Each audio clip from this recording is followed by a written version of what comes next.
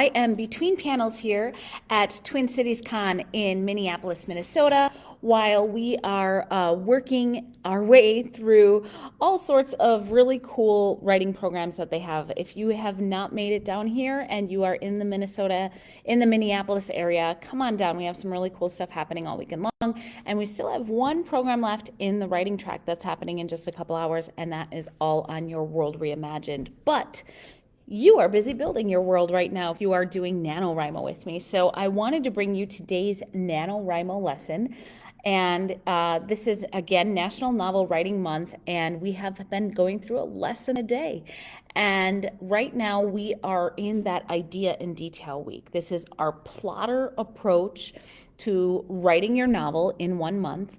And a lot of people get frustrated. I've heard a couple of DMs like, we're not really working it out yet. We're not really filling out the scenes yet. I have 4 chunks of teachings that I walk through when I go through Book in a Month, when I go through NaNoWriMo in the plotter approach to NaNoWriMo. And we are in that first one, which is idea and detail. So you're really just kind of getting down all sorts of scattered details and a general idea. We're going to get into that bulking of it and that building in of the believability of your work as we continue into the next week. So if you are feeling like, oh my gosh, I'm on the edge, I really, really want to get into the meat, I really want to start developing the scenes and developing the narrative and really writing the book, guess what? That's actually great, because you are going to go into next week with all sorts of anticipation. Each one of these steps that we are doing this week that seems like a little thing because you're just doing scattered thoughts and ideas and details, those are all going to play into being able to create something much more fleshed out in the weeks that come. And a good friend of mine, Ben Wolf, he talks about the fact that writer's block is a little bit of a misnomer because it's all about the prep work. And if you are doing the preparation, you're really not going to hit that writer's block wall, because what's going to happen is you have those details to fall back on. You have that character assessment to fall back on. You have all of this idea time that you've taken the time to put down on paper, and you have that to fall back on so that you're able to continue to create.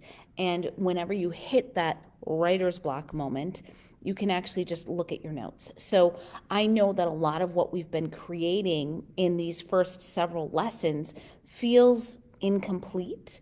And that's really because it is. We are in our idea and detail week. And so what I'm giving you today and the next couple of days is we're going to be working with that character assessment that we created. And we're going to do something I call a character drop-in. And it's going to feel very incomplete. But what you are doing is creating the foundation on which we will bulk and build and create relatability in the weeks that come.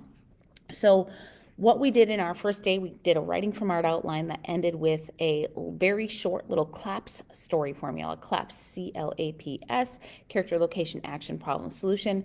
On the second day, we actually took and we're like, okay, well, let's look at that C piece. And we developed an initial character assessment. That third day was the L. Again, I never remember which way it's going to look on the camera here, but one of those looks like an L to you.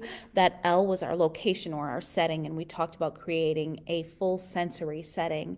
And now we're going to look at that A, but we're going to combine that A with that work we did on week 1, which was on day 1, which was creating that character assessment, which was our first day after our actual idea day.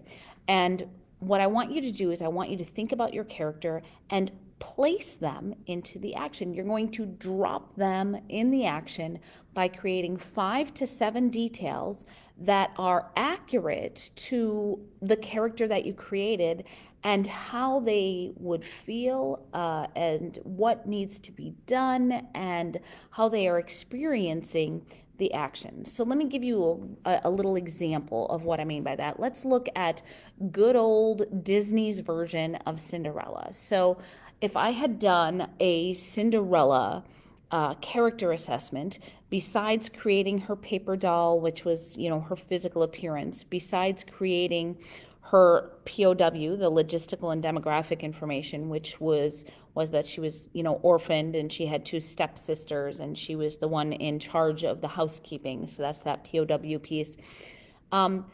I will say the Disney one does kind of create the whole perfection piece that pretends that there are no flaws. If you want to look at some of the princess versions of Cinderella, this story has been told 1,000 times by other people in different ways, then you might actually be able to find some flaws. So I will admit that the Disney version of Cinderella is relatively perfect. However, if I'm gonna look a little bit deeper and I think about how subservient she is to these people who are horrible to her, and you wonder why that is. And so let's say in my character assessment, there's this balance in Cinderella's life between fear of not serving others, of not following through, of not doing her duties, and longing for the life that she wants. So let's say I've just identified this fear and longing battle that she is experiencing. So as I've got my character, my Cinderella character, I'm going to want to now take and do a character drop-in and put her into the action. And the primary action is really the action that I'm talking about from that CLAPS formula. It's the action that is the most central to the story. It might be climactical. It might be the destination. So that's the action into which I would like to drop Cinderella.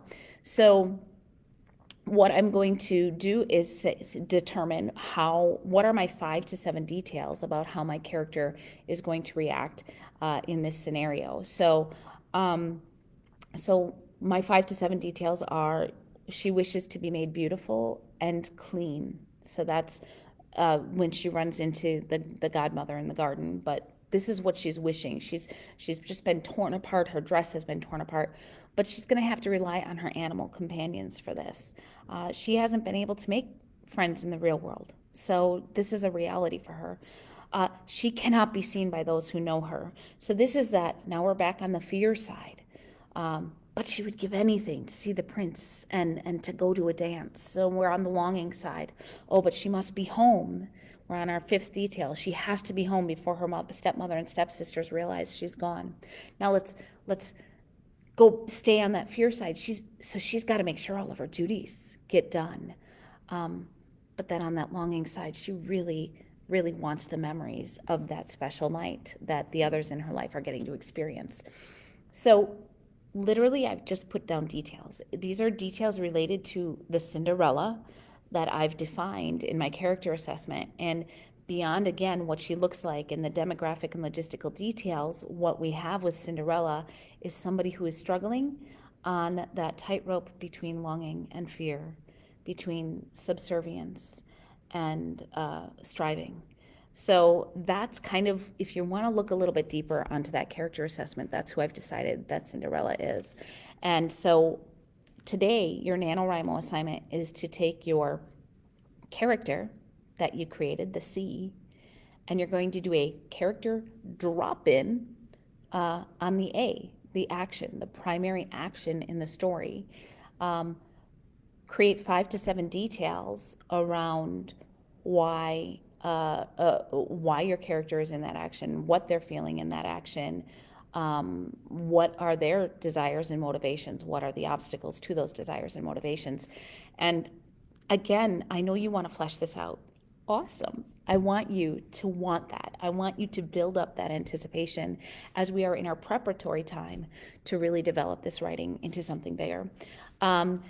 Less than a minute left, because I like to keep these under 10 minutes. I want to remind you that at the end of our whole NaNoWriMo, you can get the full book in a month program. I'm going to allow it to be free for a very short window of time. And for that, you're going to get every single video, plus some old videos, which you may laugh at me for, back when I used to bleach my hair blonde and I did really goofy things on camera. So, some of those old book in a month videos still exist, and I will share those. You will get examples, you will get the full lessons written out, and it's going to be a really great tool for you to do this over and over and over again to create your stories. But NaNoWriMo today, do a character drop-in on your action. Have a great day.